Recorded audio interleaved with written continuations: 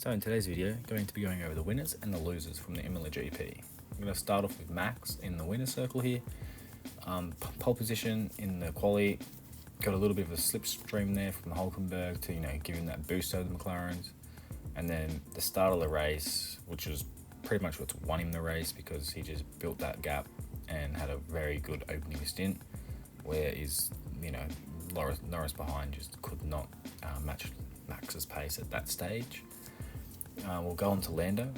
He was beaten by Piastri in qualifying, but ended up getting up after Piastri's penalty.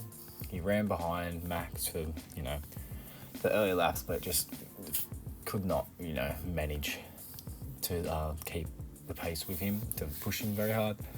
Managed but really well over the race and the start of his second stint, which would then put him in to be able to pressure Max at the very end of the race, but missed out by 0.7 or something like that of a second, which pretty crazy. It would have been nice for an extra lap.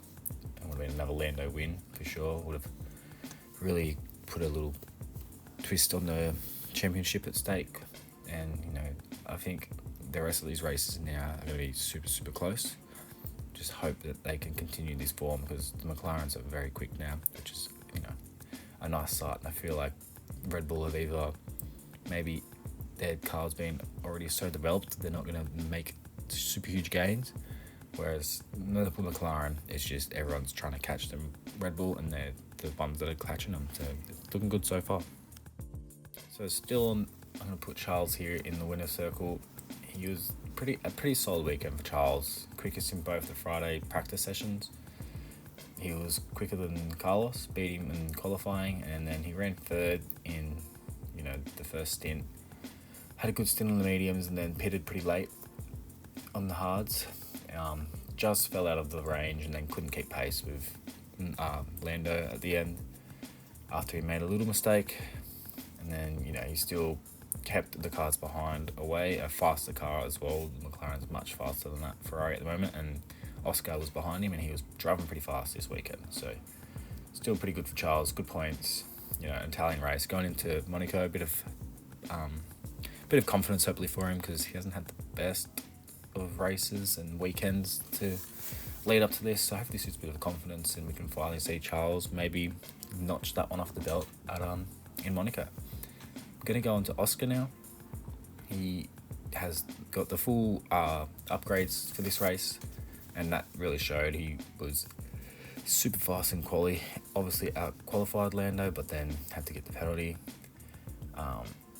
He undercut Sainz for the race to get the 4th place, and then got within the DRS of Charles for the lap, but he kind of faded a wee bit. I think he might have overcooked the tyres. A lot of people were complaining that once you kind of got to here and you got to behind someone, your tyres would just get too hot and they would end up overcooking, and then it was just it was kind of, I guess you had to really pick and choose where you pushed this week, week out here. So, but overall, pretty good weekend by Oscar. He's proving how good he is. So big hopes for him in the future.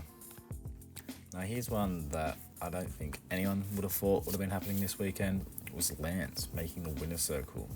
He reached Q2, unlike Alonso. Alonso just had a shocker this weekend. He just wasn't here. Was not his weekend at all. Lance had some good battles. I think he overtook the most people. Passed Ocon for 12th, and then had a big extended first stint. And then overtook Bottas, Denny Rick, Hulkenberg, Yuki after his pit stop, and then claimed we got 9th, so that's 2 points for him behind obviously the super fast cars. But from where he was, super great race for Lance, and a super great weekend it turned out to be, which was kind of odd for Lance. You like to see it. A lot of people give him a hate, sure, but he had a very strong drive this weekend. So all for Lance. Here we go. I'm gonna jump with him next to Yuki. Obviously Q1, Q2 was going really well for him, and then ended up getting 7th in Q3, which is still, he's driving that car off the wheels, which is good.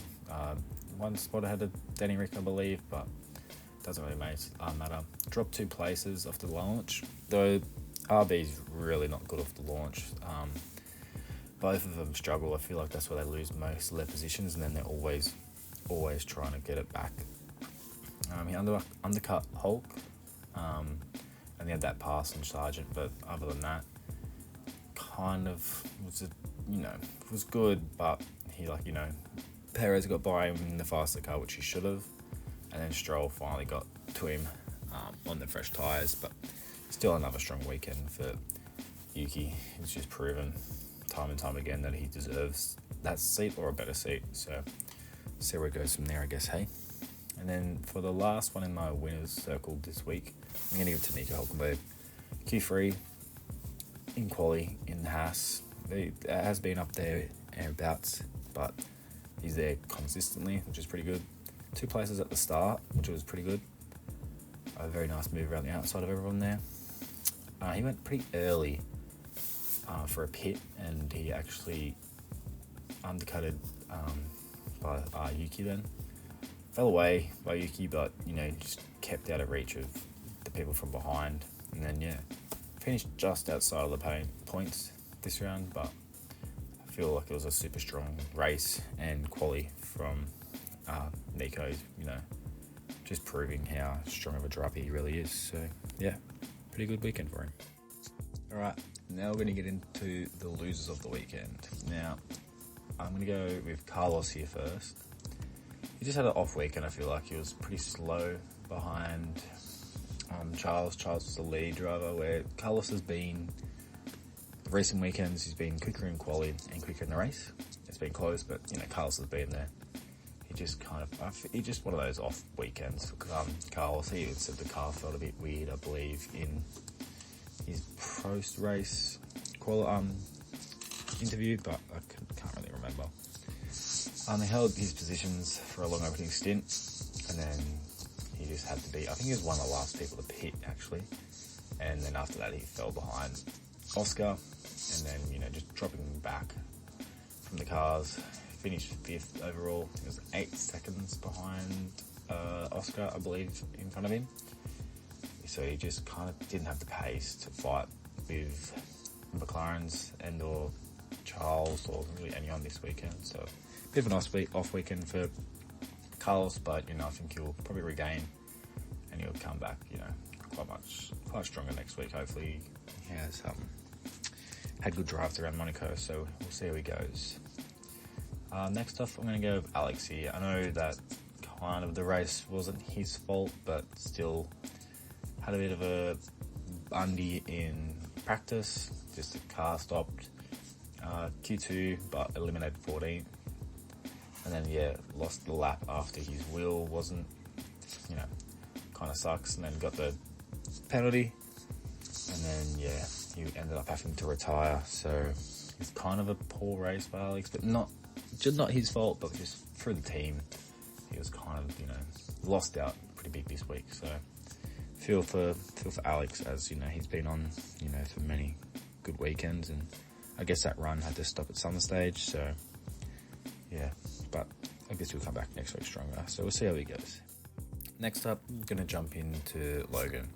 So he didn't get to set a time in Q1 after his errors in track limit infringements. Started on the hards, opting to run pretty long, and then they end up switching to the mediums. Got passed by Alonso to be the final car running, which is just, I don't know. It's just a downward spiral for Logan. He doesn't seem to have the race pace. I know, yes, everyone gives it to the Williams that they're not the greatest car, but you see Albon have such great weekends, and Logan just kind of fails to string one together. The only plus for him was he overtook Valtteri on the last lap to finish 17th out of 18. Or was it 19? I can't remember, but it's still not super great. But another probably weekend for Logan to forget. We'll see how he goes next. I'm going to jump into Danny Rick now. So got into Q3, which is good. He's 2 places behind Yuki, but still making Q3. It's got to be good for Denny Rick these days. At the start, lost 2 places straight away. Like I said, with Yuki, their starts have not been very good. Not very good at all. I don't know what they do. They're just super slow to start, and it kind of compromising them the most. So he ended up running behind Hulkenberg for quite a long stint. Complained that when he was in fresh air, he had good pace, but as soon as they're behind cars, not much to do, and ended up getting passed by Magnussen pretty late on in the race, and not finishing 13th. I know he was sitting in 12th, which is, not great. But getting past at the end was kind of bound to happen, I guess. So what can you do there for Denny Rick? Now, going to get into probably both the Saubers here. It was a pretty poor race for them all. Kind of just had no pace. Both knocked out in Q1. Both went on a different strategy as well. It didn't work for either of them. Both of their tyres faded pretty bad. Bottas struggling at the end, getting past, and Joe as well. Just a kind of overall not very good weekend for the Saubers, considering they've had good weekends. Obviously the tyres just were going too fast for them this weekend. Kind of reminds me of the Hasses of last year, where their tyres would just go like nobody's business, but they were quick over one lap, whereas they just didn't have a very solid weekend this weekend. So I'm sure they're looking to turn around. I know they've never really had any success at Monaco. They've never been super fast here. Don't think it suits them that much, but you never know. You never know what can happen. So we'll see how we go. Next up here, a person who probably will never be in the losers list is Alonso. He's had such great weekends coming into this, but crashed out in final practice, and then 19th in Q1 after an issue, but he just did not look good. So pit lane start for him. They took a bit of a gamble, starting on the softs, hoping on the safety car to come, which it never came, which is kind of, I think while this race itself wasn't super great, it's just no spanners in the works, and then, basically a test session, as they've dubbed it, so just threw that race away, but, maybe it has got some good data for the car, and you can see where to go. Lance had a pretty strong weekend, so I'm sure they'll see where they went wrong with Alonso later on, and see how we go in Monaco. So last off here on the losers list, I'm going to put Checo in here. He had the crash at the end of the final practice, and then he got eliminated from Q2 and 11th, where Max put the car on pole, and he just has not been seen to be able to put his car anywhere near Max's, and just has not got a handle on it. He had a pretty long first stint, but then ran off into the gravel and just lost anything that he gained. And then I guess at the end you could say he passed, Ricardo, Hulkenberg and all that stuff to finish 8th. But he wasn't very strong at all. Like, he's passing cars that he should be passing. So yeah, overall I think it's a pretty shocking weekend from Checo. He's probably going to take a lot back from this, but you never know. He says every week and there's something wrong with the car. At some stage it's, got to come down to you and, see how he goes. And then the odd one out here is the Mercs. Kind of in no man land. They're not on my losers list. They were in no man's land for the whole race. Kind of only fighting themselves. They're not even really fighting themselves, letting each other by. So yeah, kind of a slow and odd race for the Merc boys. See how they go in Monaco. Don't really hold any high hopes for them. And but yeah, you never know. They maybe can pull something out of their bag and have a really good quali. And as everyone knows, where you qualify in Monaco is where you usually finish. So good quali could change their weekend really good. So we'll see how they go. So yeah, overall, it was a kind of a slow race in my opinion, apart from the last few laps watching Lando hunt down Max. One more lap would have been great. Not a whole great deal of racing in the midfield like the previous years, or how the previous years have turned out. Always been something exciting happening, or someone random on the podium and that.